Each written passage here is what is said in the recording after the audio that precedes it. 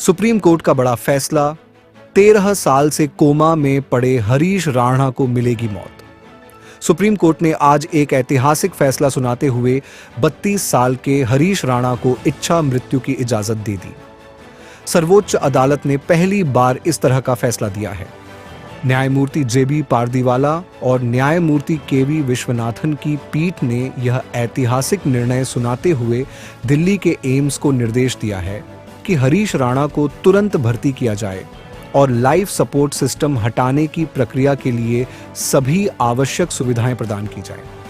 आपको बता दें कि हरीश राणा पिछले कई वर्षों से एक ऐसी स्थिति में थे जिसे चिकित्सा विज्ञान में परमानेंट वेजिटेटिव स्टेट कहा जाता है। राणा 13 साल से 100% विकलांगता और क्वाड्रिप्लेजिया से जूझ रहे थे। वे सांस लेने, भोजन करने और अपनी दैनिक देखभाल के लिए पूरी तरह से कृत्रिम चिकित्सा सहायता और मशीनी जीवन रक्षक प्रणाली पर निर्भर थे। डॉक्टरों की रिपोर्ट के अनुसार उनकी स्थिति में सुधार की कोई संभावना नहीं बची थी। इतना अहम है, उसकी किस तरह से व्याख्या कर सकते हैं?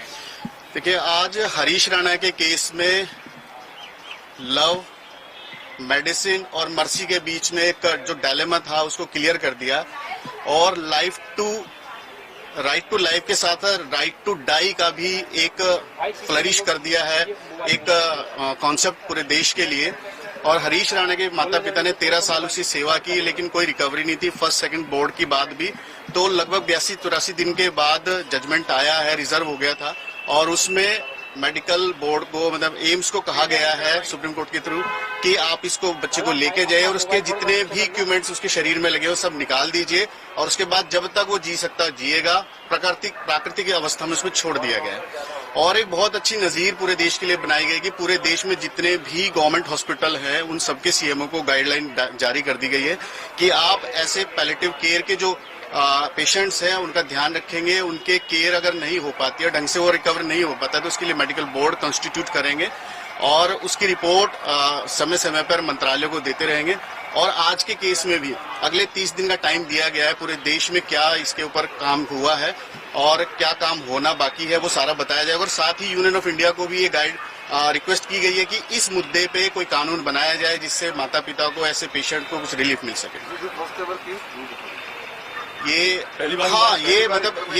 पहली बार इम्प्लीमेंट हुआ अरुणा शान बाग में। इसके बारे में डिस्कशन हुआ था, लेकिन 2018 का कॉमन कॉज में बहुत सारी गाइडलाइन बनाई गई थी। तो एक तरह से ये आज पहली बार इम्प्लीमेंटेशन होगा कॉमन कॉज की गाइडलाइंस का 2018 की।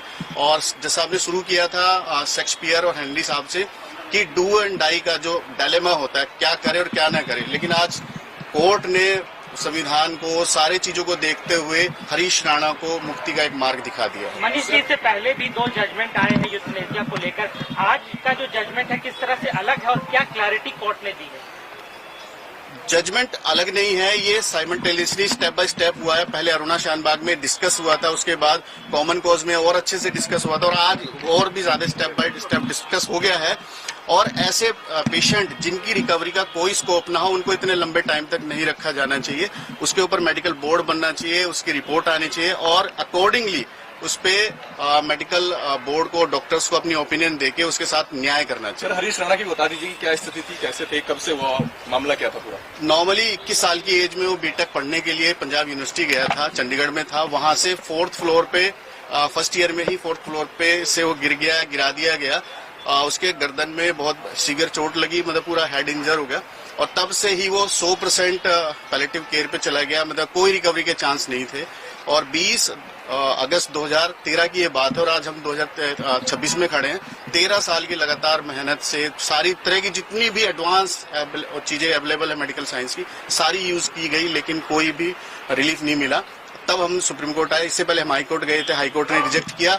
उसके बाद सुप्रीम कोर्ट आए, उसके बाद भी सुप्रीम कोर्ट से भी एक रिलीफ मिली थी। अब 3rd स्टेप में हम एमए में आए थे मिसलेनियस एप्लीकेशन लेके और जिसे अलाउ कर दिया। क्या दिक्कतें आ रही थी परिवार को, उसके माँ बाप की क्या स्थिति थी, उनको क्या दिक्कतें आ रही थी? देखिए, सबसे ज्यादा होती है अपने बच्चों के लिए माँ बाप को कि उसकी केयर हो जाए। मेडिकली वो नहीं सेटल हो पा रहा था, ना ही रिकवरी हो रही थी। 13 साल से सिर्फ सेवा सेवा सेवा और कुछ भी नहीं, कोई सिंगल रिएक्शन नहीं। और एक माता पिता के लिए सामने उसका बच्चा जिंदा लाश बनकर है, उससे बड़ी विपदा कुछ नहीं हो सकती एक माँ बाप के लिए। तो कोर्ट ने परिवार वालों की बड़ी हाँ, परिवार वालों की बहुत धैर्य की तारीफ करी, इतनी ज्यादा करी, और बनता भी है। इतना सेवा आज के टाइम में, इतनी सेवा करना ये अपने आप में बहुत आउटस्टैंडिंग बात है। तो वो करी है, तो कोर्ट ने भी उसे अप्रिशिएट किया और पूरा देश अप्रिशिएट कर रहा है।